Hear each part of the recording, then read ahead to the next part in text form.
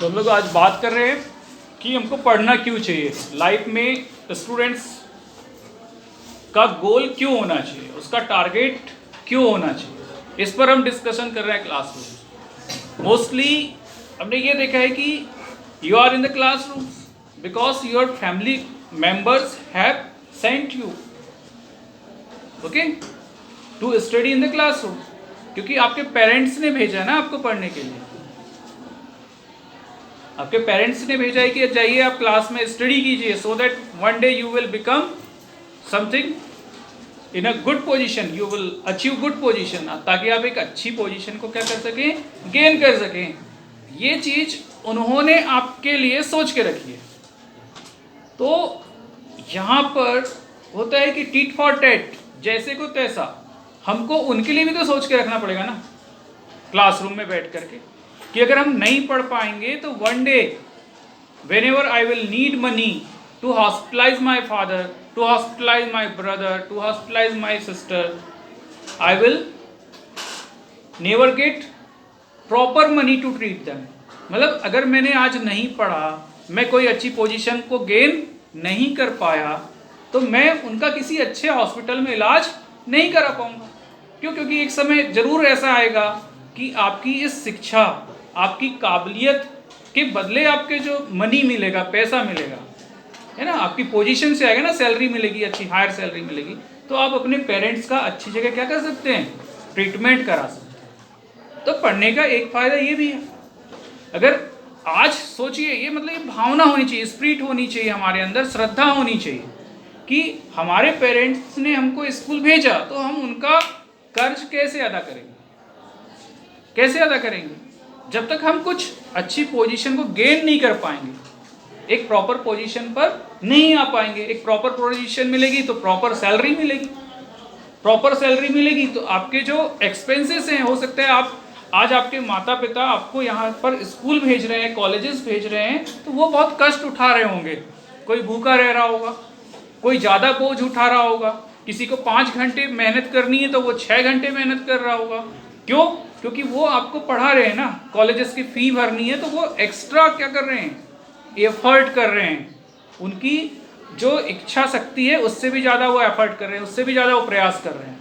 क्यों? ताकि आप क्या कर सके, पढ़ सके, एक पोजीशन को हासिल कर सके। तो आपको भी क्या करना चाहिए, आपको भी एक्स्ट्रा एफर्ट करना चाहिए कि चलो रात में हमने 3 घंटे का एक स्केड्यूल बनाया हुआ है, हमारा टाइम टेबल है 3 आवर्स का पढ़ने का, तो हमको क्या सोचना चाहिए कि यार मेरा पेरेंट जब 1 घंटा मेरे लिए मेहनत कर सकता है, तो मैं उसके लिए साल भर 1 महीना मेहनत क्यों नहीं कर सकता एक्स्ट्रा।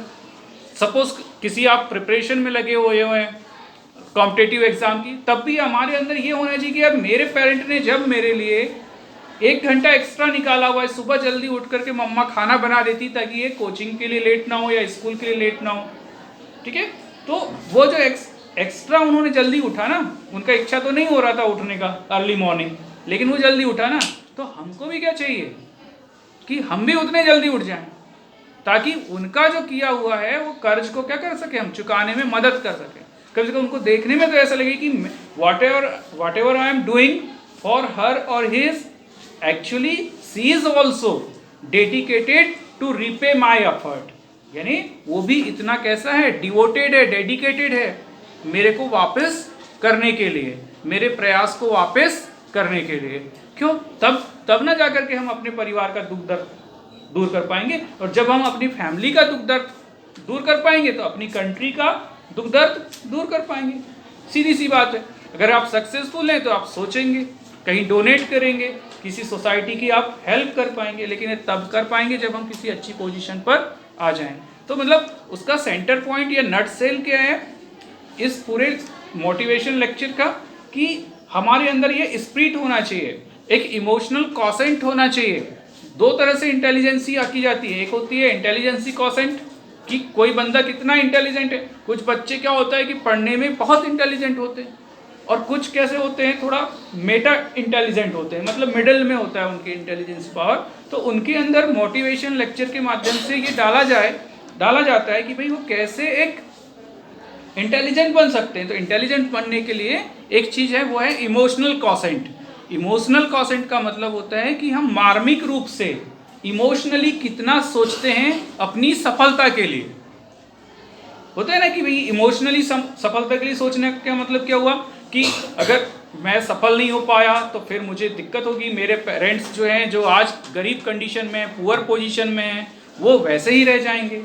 सोसाइटी में आज जो उनको एक रिस्पेक्ट नहीं मिल पा रहा है, तो बहुत मेरे बड़े होने के बाद भी उनको रिस्पेक्ट नहीं मिल पाएगा। But when ever I will get the job, my family members will also get the respect from the society. होगा ना, एक ये तो चीज़ सिखाने की नहीं होती है कि भाई जो पुअर होगा उसको रिस्पेक्ट कम होती है सोसाइटी में, और जो एकदम रिच होता है उसकी सोसाइटी में जो होती है, आप अपने गांव में देख लीजिए, सोसाइटी में देख लीजिए, तो हमको वो भी तो देना है उनको रिस्पेक्ट। तो इस तरह से हम क्या कर सकते हैं,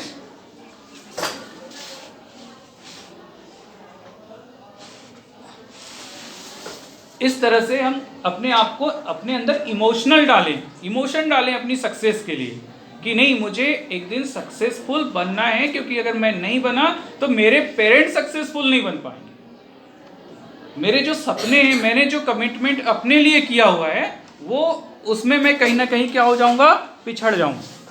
तो वो इमोशनली हमको ऐसा सोचना है और इमोशनल क्वोशेंट को लेकर के हमको आगे बढ़ना है। ओके।